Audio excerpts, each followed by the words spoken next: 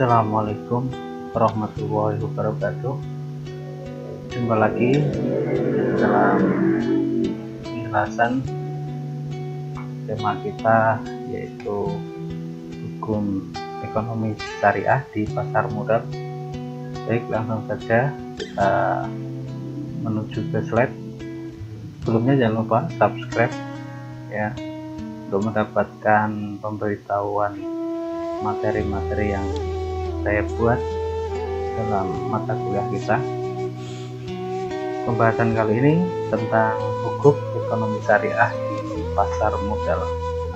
Yang pertama tentang pengertian dan dasar hukum pasar modal syariah di Indonesia. Nanti yang kedua ada implementasi hukum syariah, hukum ekonomi syariah di pasar modal syariah.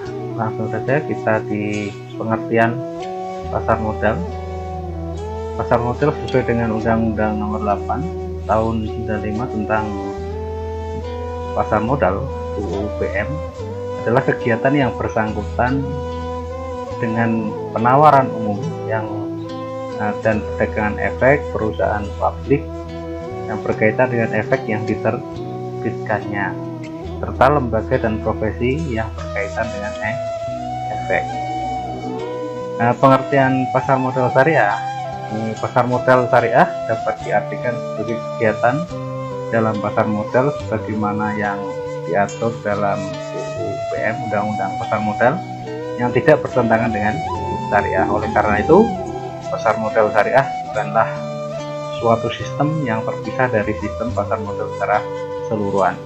Beberapa karakteristik khusus pasar modal syariah yaitu bahwa produk dan mekanisme transaksi ini tidak bertentangan dengan prinsip syariah. Dasar hukumnya Bapepam ya, dan pengawas pasar modal, lembaga keuangan selaku regulator pasar modal di Indonesia memiliki beberapa peraturan khusus terkait dengan pasar modal syariah. Yang pertama ada peraturan nomor 2 ya, K1 tentang kriteria dan penerbitan daftar efek syariah. Terus peraturan nomor 9A 13 tentang penerbitan efek syariah.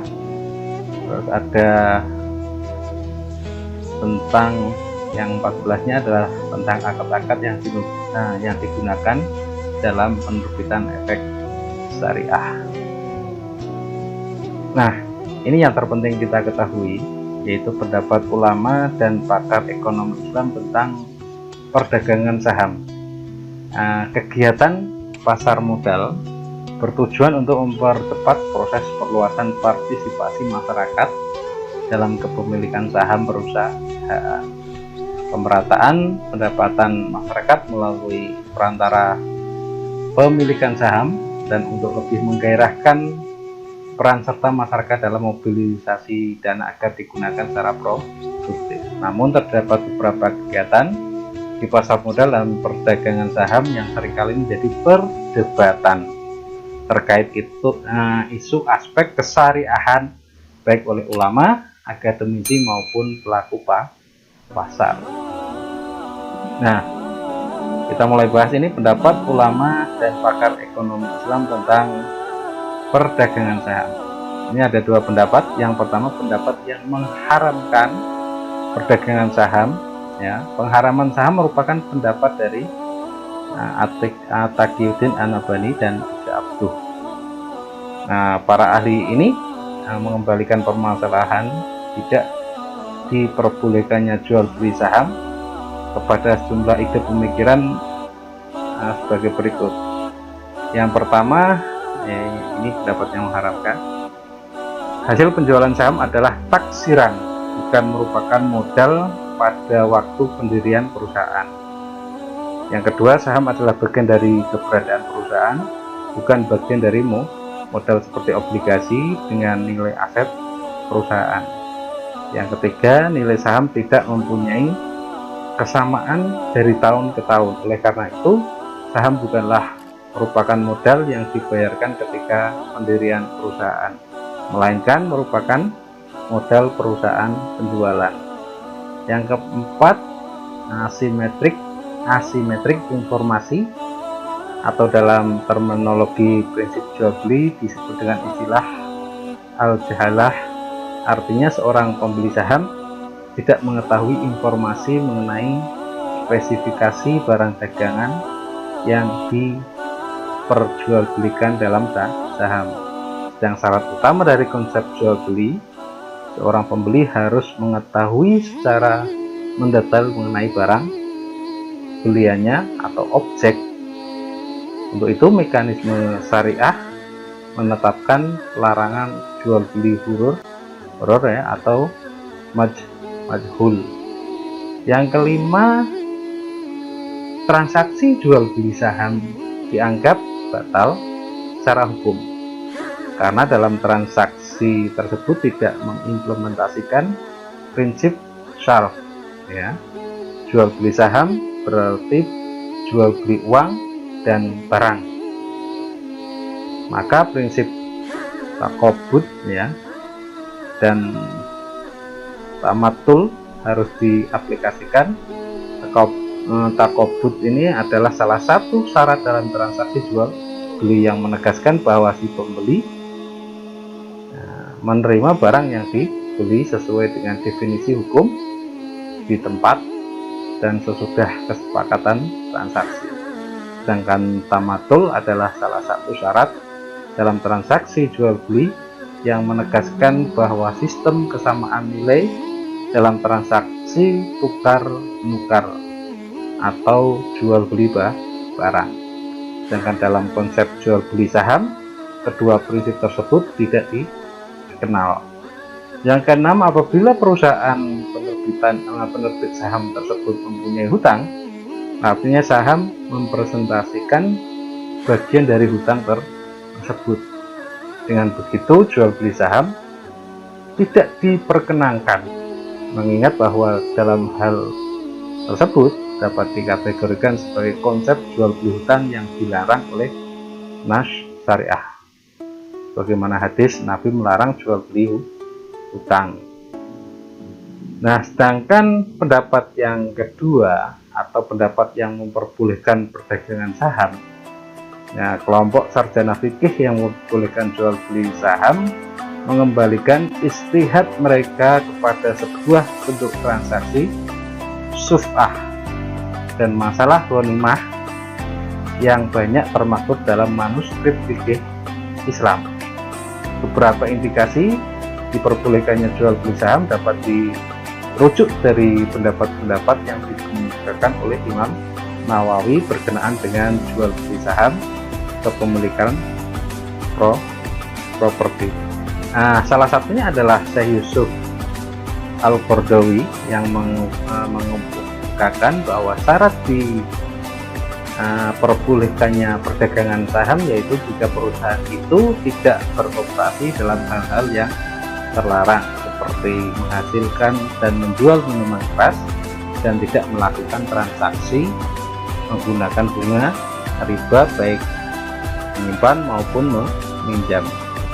Diperbolehkannya perdagangan saham selain dari beberapa pendapat para ahli yang dikemukakan sebelumnya, tentu ada beberapa argumentasi dan sumber hukum yang memberlakukan adanya perdagangan saham dalam pandangan Islam. Di antaranya, yang pertama, saham adalah milik pemegang. Dia berhak menggunakannya secara syariah, baik menjual, menghibahkan, menggadaikan selama tidak membawa kemudaratan kepada pemegang saham yang lain. Hak ini tercantum dalam perusahaan dan dikenali di dalam sistem perdagangan, maka tidak bertentangan dengan kaidah fikih. Sesuatu yang telah dikenal masyarakat adalah al-urf atau adat, seperti sesuatu yang disyaratkan adalah syarat. Ini al-adatul mahkamah, al-urf. Yang kedua, saham adalah surat berharga yang menunjukkan nilai yang dimiliki oleh pemegangnya, dan pemegangnya diperbolehkan menjual kepada siapa saja. Hal ini sesuai dengan apa yang dikemukakan oleh Ibnu Hamamah dalam kitab Fathul Qadir. Seseorang yang mempunyai kerjasama boleh menjual bagiannya dalam semua bentuk kepada orang lain. Yang ketiga, pemilik saham diperbolehkan menjual bagiannya walaupun dalam keadaan milik bersama dan tidak terpisah-pisah atau terbatas dalam kepemilikan sebagian aset. Hal ini perkuat dengan keterangan Ibnu Rajab dalam kitab Qawaid Ibnu Rajab, yaitu sesungguhnya menjual bagian dari milik bersama adalah boleh. Jadi tidak hanya jauh yang terpisah-pisah saja. Ini perlu digarisbawahi ya. Terus yang keempat, pemilik saham boleh menjual bagiannya walaupun tidak boleh dipisahkan. Dalam kitab Al-Majmu' ya disebutkan bahwa apabila seseorang memisahkan diri dari rekan bisnisnya, maka jualah yang menjadi miliknya sebelum digabungkan. Berdasarkan hal tersebut di atas, artinya pembagian tersebut dijual dan atau dipisahkan. Menurut Al-Mutawali ya, jika kita katakan bahwa pembagian tersebut adalah pemisahan, maka boleh dijual sebelum penggabungan dengan yang lainnya. Yang kelima, tidak terdapat unsur jahalah atau gharar yang mengganggu transaksi saham yang beredar karena adanya informasi tentang perusahaan dan pusat keuangannya yang memberikan gambaran tentang kestabilan secara berkala. Keberadaan dua fungsi tersebut berperan dalam bagiannya. Nah, begitu pula tentang pemberitaan harga-harga saham dari waktu ke waktu, maka pembeli mempunyai cukup informasi tentang nilai-nilai saham. Hal ini sebagai syarat sahnya jual beli saham. Keenam, jual beli saham adalah boleh karena yang dijual itu adalah bagian dari pemilik pemegang saham dalam perusahaan atau bagian miliknya sebagai ganti dari uang. Analogi ini diambil dari bab-bab yang terdapat dalam kitab Al-Fikih. Dalam kitab Radul Muhtar disebutkan bahwa apabila warisan salah seorang kamu dikeluarkan dari harta warisan ya, seperti barang-barang atau harta yang tidak bergerak, maka gantilah dengan harta yang lain atau keluarkanlah untuknya dari harta warisan tersebut seperti emas ya, dengan perak atau sebagainya. Pembayaran itu sah walaupun berbeda jenisnya, baik itu sedikit maupun banyak, tetapi harus dengan syarat adanya serah terima dalam tiap transaksi. Yang ketujuh, jual beli saham hukumnya sah sebagaimana firman Allah menghalalkan jual beli dan mengharamkan riba. Tidak terdapat dalil yang khusus tentang saham, ya kan? Nah, dalam kaidah fikih disebutkan pada dasarnya setiap akad itu boleh kecuali jika ada dalil yang mengharamkan. Kedelapan, pemilik saham menjual bagiannya tidak membuat suatu kerugian pada perusahaan karena pada dasarnya orang-orang yang turut bekerja sama dalam sebuah pemilik saham sesuai dengan peraturan perusahaan sepakat dan setuju masuknya pemilik saham yang baru tanpa adanya syarat pengetahuan mereka. Persetujuan atau ridho adalah dasar dalam syariat Islam. Nah, ini dua pendapat yang saling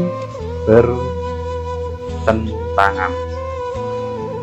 Nah, pembahasan kedua tentang implementasi hukum ekonomi syariah di pasar modal.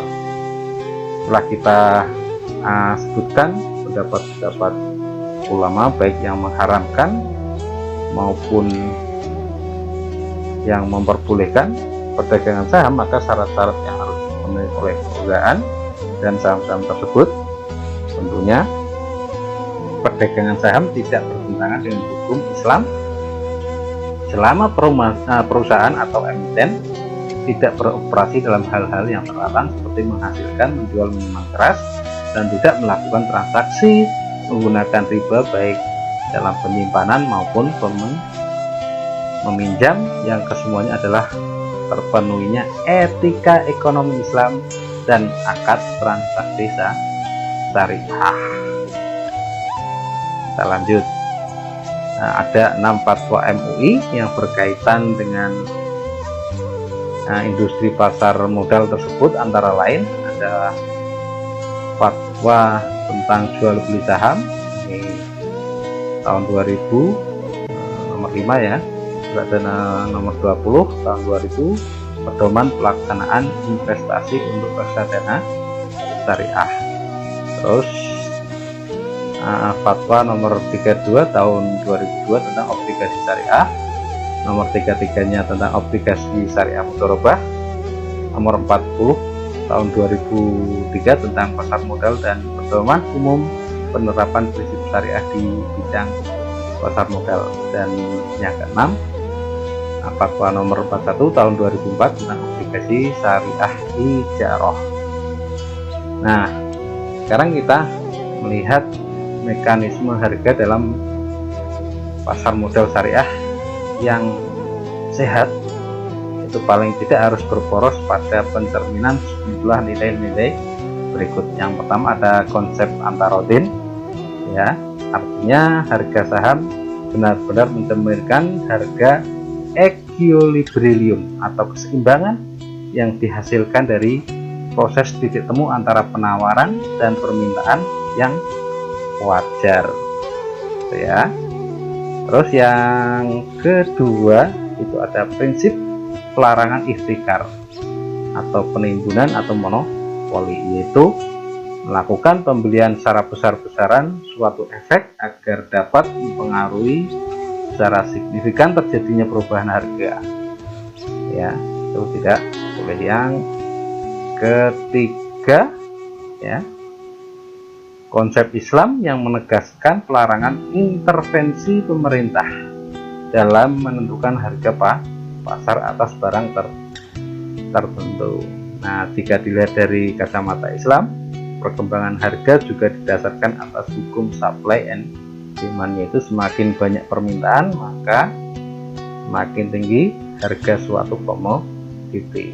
Dalam konsep ekonomi Islam, istilah ini dikenal dengan hukum arrod wal talab, ya, supply and demand, ya. Terus yang keempat, konsep pelarangan al-jahalah dan huruf, ya, asymmetric information. Asymmetric itu tidak simetri, ya, informasi, artinya tidak balance dalam proses transaksi jual beli. Nah, konsep pelarangan al-jahalah dan huruf asymmetric information dalam proses transaksi jual beli artinya setiap informasi yang berkaitan dengan saham ataupun value of the firm, perusahaan yang mengeluarkan saham tersebut harus terdistribusi secara merata dan transparan, ya. Oke, lanjut.